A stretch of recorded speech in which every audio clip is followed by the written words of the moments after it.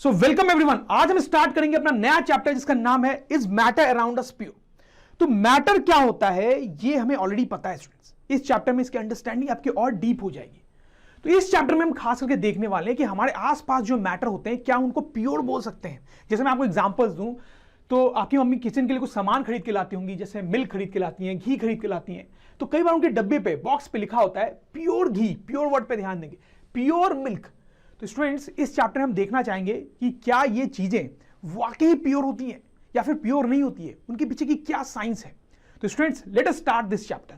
तो सबसे पहले बात करते हैं मैटर की। तो जैसा आपको पता है मैटर तीन टाइप के होते हैं स्टूडेंट्स। कौन कौन से टाइप है बताया मुझे? Solid, liquid and gas.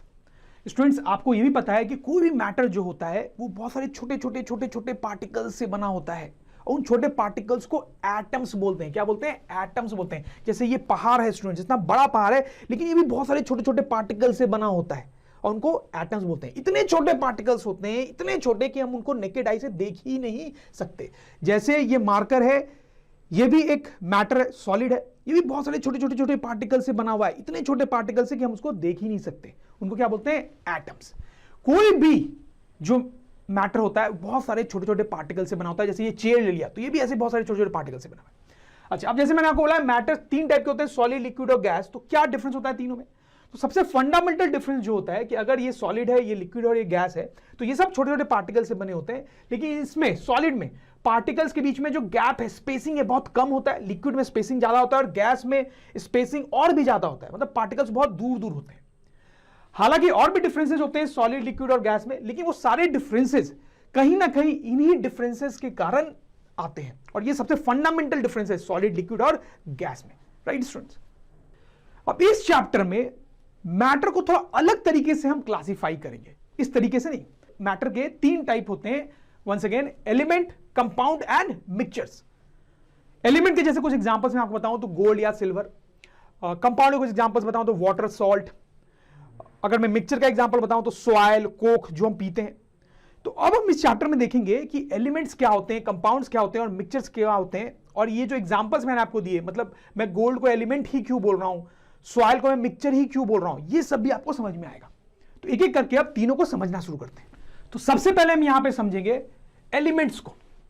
तो एलिमेंट्स क्या होते हैं इसको समझने के लिए कुछ एग्जांपल्स लेते हैं। जैसे आयरन। आयरन की बहुत सारी चीजें बनती है।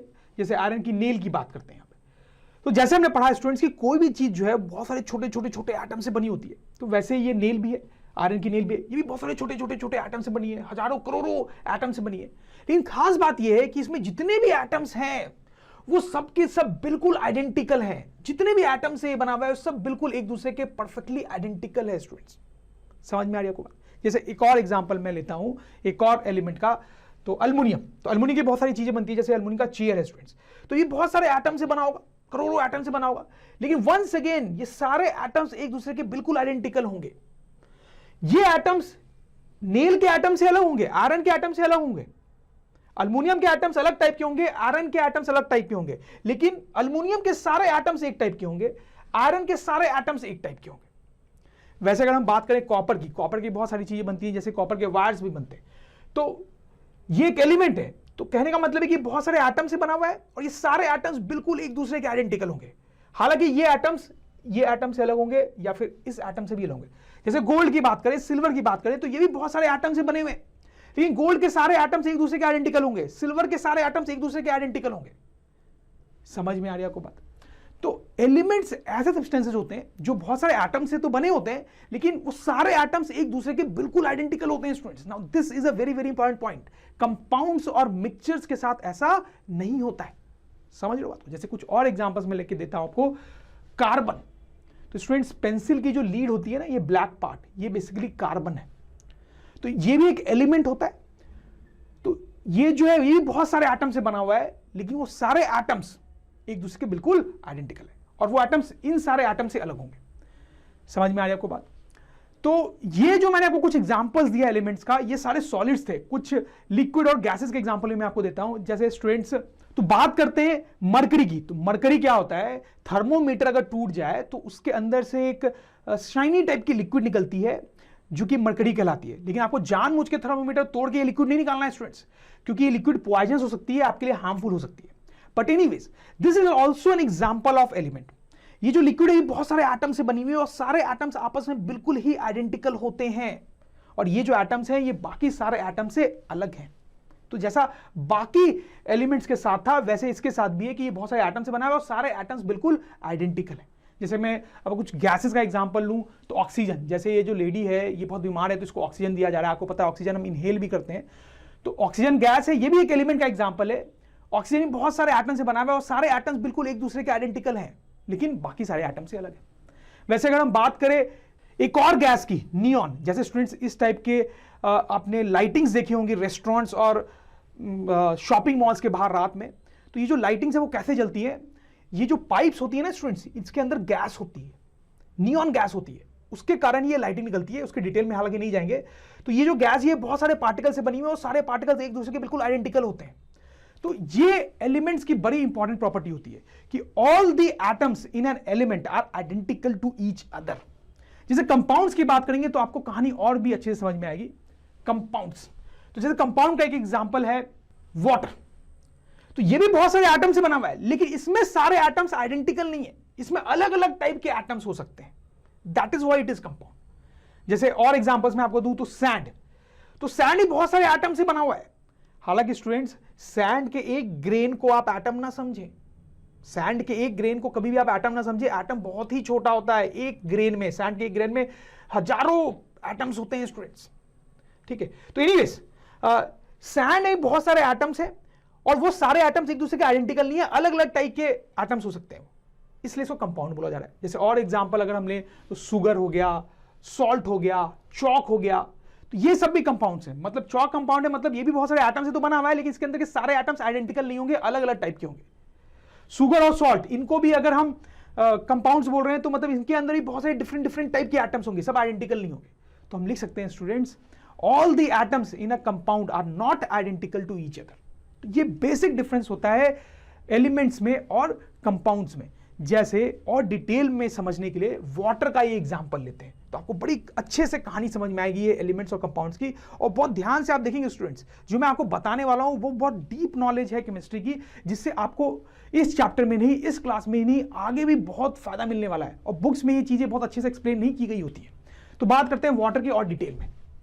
तो वाटर को डीपली समझने के लिए पहले थोड़ी सी बात करते हैं ऑक्सीजन की।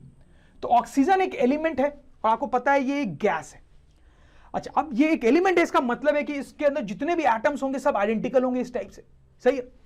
वैसे ही स्टूडेंट्स ऑक्सीजन की तरह एक और एलिमेंट होता है हाइड्रोजन।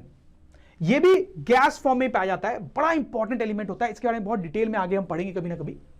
तो क्योंकि ये भी एलिमेंट बोला जा रहा है, मतलब इसके अंदर भी सारे एटम्स कैसे होंगे, आप समझ रहे होंगे, सारे एटम्स इसके अंदर भी आइडेंटिकल होंगे, क्योंकि इसको भी एलिमेंट बोल रहे हैं। अब देखो बात करते हैं वाटर की, जिसको हम क्या बोल रहे हैं, कंपाउंड, ठीक है। तो क्योंकि कंपाउंड बोल रहे हैं, इसका मतलब है कि इसके अंदर सारे एटम्स आइडेंटिकल नहीं होंगे, अलग अलग टाइप के होंगे। तो होता क्या है कि वाटर के अंदर कुछ एटम्स हाइड्रोजन के होते हैं और कुछ एटम्स ऑक्सीजन के होते हैं। तो कुछ एटम्स इसके हैं और कुछ एटम्स इसके हैं, तो मतलब सारे एटम्स एक जैसे नहीं हुए ना, और सारे एटम्स एक जैसे नहीं हुए, मतलब इसको क्या बोल दिया हमने, कंपाउंड। समझ में आई बात आपको स्टूडेंट्स? अच्छा, अगर इसको और डिटेल में समझना है, बहुत अच्छे से समझना है, तो इसको और डीपली एनालाइज करना चाहिए हमें। अगर हम वाटर को डीपली एनालाइज करेंगे तो हमें वाटर के अंदर बहुत सारे ऐसे क्लस्टर्स मिलेंगे। वाटर के अंदर इस टाइप से बहुत सारे क्लस्टर्स होते हैं, ग्रुप्स होते हैं। उसमें से किसी एक ग्रुप को जूम करके अगर देखा जाए तो आपको कुछ ऐसा दिखाई देगा। क्या दिखाई दे रहा है आपको? क्या आप समझ पा रहे हैं क्या है ये? आपको इसमें 3 एटम्स दिखाई दे रहे हैं, और अगर आप उसको रिलेट कर पा रहे होंगे तो इसमें 2 एटम जो है वो हाइड्रोजन के हैं और 1 एटम जो है वो ऑक्सीजन का है। ऐसा लग रहा है ना आपको स्टूडेंट्स? ठीक। तो वाटर के अंदर ऐसा ही कुछ होता है कि बहुत सारे ऐसे ग्रुप होते हैं, हर ग्रुप में कुछ इस टाइप की चीज होती है। मतलब 2 एटम हाइड्रोजन के होते हैं और 1 ऑक्सीजन का होता है। समझ में आ रही है आपको बात? और ये जो ग्रुप है इसको बोलते हैं मॉलिक्यूल। क्या बोलते हैं? बड़ा इंपॉर्टेंट टर्म है मॉलिक्यूल। और ऐसे बहुत सारे मॉलिक्यूल्स हैं इसके अंदर। और एक चीज और आपको बता दूं मैं कि इस मॉलिक्यूल में ये जो 3 एटम आपको दिखाई दे रहे हैं, उनको अलग करना बिल्कुल भी आसान नहीं है। वो बहुत टाइटली बाउंड होते हैं एक दूसरे से, बिल्कुल जुड़े हुए टाइप होते हैं, उनको अलग नहीं किया जा सकता आसानी से। तो अब देखिए ऐसा कुछ होता है। एक कंपाउंड जो होता है वो अलग अलग एलिमेंट के एटम से ही बना होता है। एक कंपाउंड जो है वो अलग अलग एलिमेंट के एटम से ही बना होता है, और वो जो एटम्स होते हैं वो आपस में फ्यूज करके मॉलिक्यूल बनाते हैं, और ऐसे बहुत सारे मॉलिक्यूल उस कंपाउंड में होते हैं। और थोड़ी सी बात हम यहां पे करेंगे, बट उससे पहले जो पढ़ा है वो थोड़ा लिख लेते हैं। Point number 1, a compound is made up of atoms from 2 और मोर एलिमेंट्स। जैसा कि यहां पे हमने देखा वाटर 2 एलिमेंट के एटम से बना हुआ है, 3 या उससे ज्यादा एलिमेंट के एटम से ही बना हो सकता है कोई और कंपाउंड, जैसा कि हम आगे देखेंगे। Second point, in a compound atoms form a group called molecule, जैसा कि मैंने आपको बताया। Third point, there are many molecules in a compound, जैसा कि हमने देखा। Fourth point, atoms in a molecule are tightly bound to each other, जैसा मैंने आपको बताया। तो स्टूडेंट्स, अगर ड्रोन स्टडी की ये वीडियोस आपको अच्छे लग रहे हैं तो आप प्लीज इनको लाइक करें, सब्सक्राइब करें, कमेंट्स लिखें स्टूडेंट्स, अपने थॉट्स बताएं, हमारे साथ शेयर करें कि आप और क्या चाहते हैं। और इतना ही नहीं स्टूडेंट्स, सबसे इंपॉर्टेंट नीचे शेयर बटन पे क्लिक करें और अपने दोस्तों के साथ इन वीडियोस को व्हाट्सएप और फेसबुक पे शेयर करें स्टूडेंट्स, ताकि वो भी इन वीडियोस का फायदा उठा सकें स्टूडेंट्स, राइट।